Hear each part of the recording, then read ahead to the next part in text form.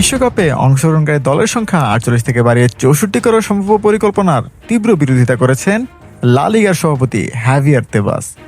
শুধু এই সিদ্ধান্তের বিরোধিতাই নয়, ফিফা সভাপতি জিয়ানি ইনফান্তিনোর নেতৃত্ব নিয়েও প্রশ্ন তুলে তার পদত্যাগ দাবি করেছেন স্প্যানিশ ফুটবল কর্মকর্তা। তেবাসের মতে, বিশ্বকাপকে কেন্দ্র করে নেওয়া এমন সিদ্ধান্ত পুরো ফুটবল কাঠামো ও শিল্পের জন্য দীর্ঘমেয়াদে ক্ষতির কারণ হতে পারে। ইতালির ক্রীড়া দৈনিক লা গাজেত্তা দেলো স্পোর্টকে দেওয়া এক সাক্ষাৎকারে ৬৩ বছর বয়সী তেবাস বলেন, জাতীয় দলের সংখ্যা বাড়ানোর সিদ্ধান্তের কোনো বাস্তব যুক্তি নেই। ফুটবল শিল্প শুধু বিশ্বকাপকে ঘিরে পরিচালিত হয় না। বিশ্বকাপ নিঃসন্দেহে সবচেয়ে বড় আয়োজন, কিন্তু পুরো ফুটবল ব্যবস্থাকে এর উপর নির্ভরশীল করা যায় না। তার মতে, ইউরোপ সহ বিশ্বের বিভিন্ন দেশের লিগগুলোই ফুটবলের অর্থনৈতিক ও সাংগঠনিক ভিত্তি তৈরি করে।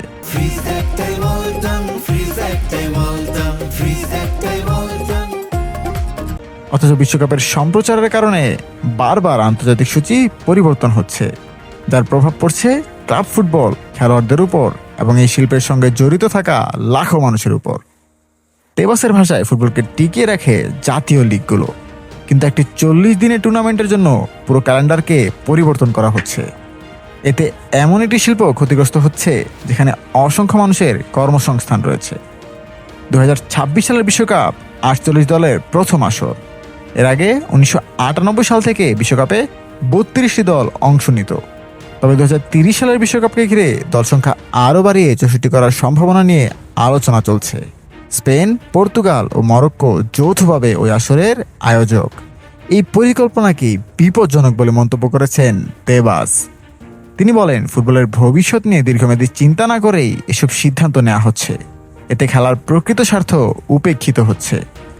এদিকে আগামী মার্চে ফিফা কনগ্রেসে ইনফান্তিনো চতুর্থ মেয়াদের জন্য নির্বাচিত হওয়ার পথে থাকলেও তেবাস মনে করেন তার নেতৃত্বের সময় শেষ হয়েছে।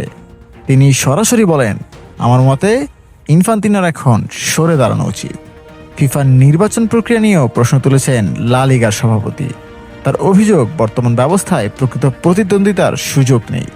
তিনি বলেন, অনেকে ইনফান্তিনোর সিদ্ধান্তের সঙ্গে একমত নন, কিন্তু প্রকাশ্যে বিরোধিতা করতে চান না, কারণ তারা জানেন এই ব্যবস্থায় তাকে হারানো কঠিন। এছাড়া বিশ্বকাপে ম্যাচের মাঝে দীর্ঘ বিরতি ও হাইড্রেশন ব্রেক নিয়েও সমালোচনা করেছেন তিনি। তেবাসের মতে, খেলোয়াড়দের সুবিধার পাশাপাশি অনেক ক্ষেত্রে বাণিজ্যিক স্বার্থও এসব সিদ্ধান্তের পেছনে কাজ করে। লা লিগার উদাহরণ দিয়ে তিনি বলেন, অতিরিক্ত গরমের সময় ছাড়া তাদের প্রতিযোগিতার সময় এমন বিরতি রাখা হয় না। অথচ বিশ্বকাপে এমন কিছু বিরতি দেওয়া হয়েছে যেখানে আবহাওয়া তুলনামূলক নিয়ন্ত্রিত ছিল। তেবাস বলেন, একটি স্টেডিয়ামে আমাকে সোয়েটার পরে বসতে হয়েছিল, সেখানে হাইড্রেশন ব্রেকের কোনো প্রয়োজন ছিল না। অনেক ক্ষেত্রে এগুলো বিজ্ঞাপনের জন্য অতিরিক্ত সময় তৈরি করেছে। বিশ্বকাপ সম্প্রসারণ, সূচি ব্যবস্থাপনা ও ফিফার প্রশাসনিক সিদ্ধান্ত নিয়ে সাম্প্রতিক সময়ে সমালোচনা বাড়লেও ইনফান্তিনোর অবস্থান এখন শক্তিশালী। তেবাসের মতো সমালোচকদের আপত্তি থাকলেও ফিফার অভ্যন্তরীণ সমর্থনের কারণে আগামী মেয়াদেও তার নেতৃত্বে থাকার সম্ভাবনাই বেশি বলে মনে করা হচ্ছে। সিফাত আহমেদ, অন ফিল্ড।